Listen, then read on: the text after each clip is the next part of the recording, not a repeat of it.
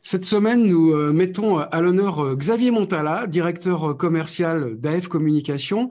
C'est la régie indépendante d'énergie Nostalgie Chérie FM. Tu es basé à Montélimar.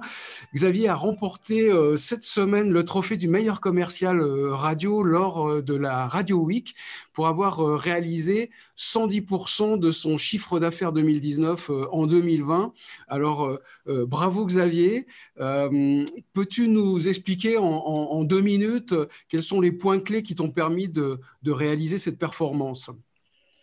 Ben écoute, il y a plusieurs points qui ont été mis en avant et qui nous ont permis d'avoir tous ensemble ce résultat. On a suivi une formation d'entrée tout de suite à la reprise sur les techniques de communication via Zoom, tous ces logiciels de visio, avec les partages d'écran pour être bien affûté, les postures, etc., etc.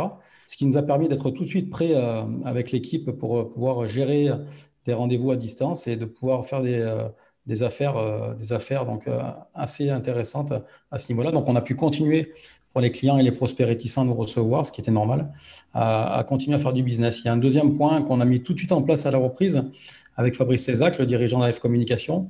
C'est un challenge nouveau client. Et ce challenge nouveau client nous a permis vraiment d'aller prospecter, de nous rafraîchir, de sortir un peu de notre zone de confort. Et en 3 mois, donc sur le trimestre numéro 3, on a pu générer 148 000 euros de chiffre d'affaires et 66 nouveaux clients sur la période. Donc, tout le monde a gagné son challenge, à la fois individuel et au niveau collectif. On a fait preuve d'adaptation sur certains dossiers, notamment sur des gros événements comme la Foire du Dauphiné, qui génère chez nous, rien qu'avec la Foire du Dauphiné, l'organisme, la Foire du Dauphiné, un gros chiffre d'affaires. La foire a été annulée.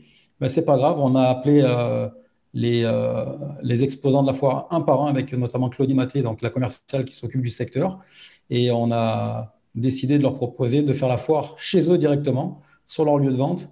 Et on a droppé notre chiffre d'affaires, donc c'était assez inattendu, puisqu'on a même fait plus de chiffre d'affaires avec chacun des clients indépendamment qu'avec la foire en elle-même. On a travaillé également sur les fondamentaux, c'est-à-dire qu'on a revu vraiment avec précision la préparation des rendez-vous. On a géré les postures, l'enthousiasme. Après, on a à chasser les négations de nos discours, à bien gérer les objections en amont des rendez-vous, notamment celle du Covid.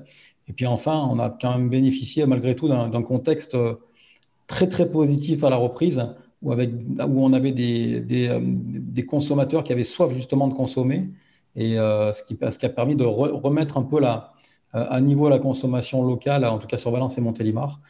Plus à cela, donc, des secteurs porteurs comme l'automobile avec les aides de l'État, les portes ouvertes, la grande distribution avec les ponts du mois de mai, les soldes et les secteurs de l'habitat. Tout ça, en fait, a fait qu'en fait, on a surfé sur une vague très, très, très positive, et ce qui nous a permis de réaliser à périmètre comparable la performance qu'on a réalisée. Merci beaucoup Xavier pour ce partage Voilà, Michel. d'expérience et encore bravo pour avoir remporté Merci. ce challenge.